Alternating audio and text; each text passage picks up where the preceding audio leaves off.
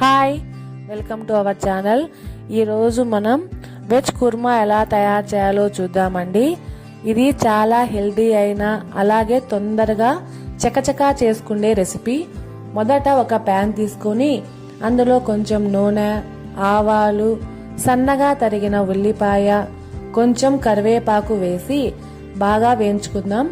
ఇలా వేగాక ఒక టమోటాను కట్ చేసి అది కూడా బాగా మగ్గేంత వరకు ఫ్రై చేసుకుందామండి.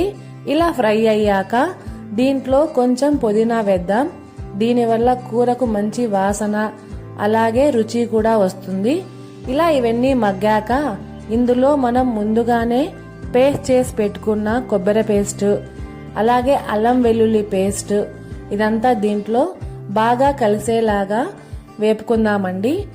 ఈ కొబ్బరి పేస్ట్ లో ఒక 5 లేదా 6 పచ్చిమిర్చి అలాగే చెక్క లవంగం వేయడం వల్ల కూరకు మంచి వాసన రుచిని ఇస్తుంది. ఇందులో కొంచెం పసుపు అలాగే కొంచెం ఉప్పు వేసి ఈ మిశ్రమం అంతా బాగా కలబెట్టుకుంటే కూరకు మంచి కలర్ వస్తుందండి. నేను ముందుగానే ఇక్కడ ఆలూను, బీన్స్, పచ్చి బఠానీ ఉడకబెట్టుకొని పక్కన పెట్టాను. మొదట మనము బీన్స్ అలాగే పచ్చి బఠానీని దీంట్లో వేసి బాగా వేపుకోవాలండి. తర్వాత ఇందులో మనము ముందుగానే ఉడకబెట్టి పెట్టుకున్న ఆలూను కూడా వేసి ఈ మిశ్రమం అంతా బాగా కలిసేలాగా నిదానంగా సిమ్లో వేపుకుందాం. తర్వాత ఇందులో కొంచెం నీళ్లు వేసి తర్వాత మనకు ఎంత కూర కోసం ఎంత కావాలంటే అంత నీళ్లు కూడా వేసుకొని ఈ మిశ్రమం అంతా బాగా ఉడికేలాగా సన్నగా సిమ్లో వేయించుకుందామండి. తర్వాత ఇందులో కొంచెం ఉప్పు అలాగే మనకు కావాల్సినంత ధనియాల పొడి వేద్దాం.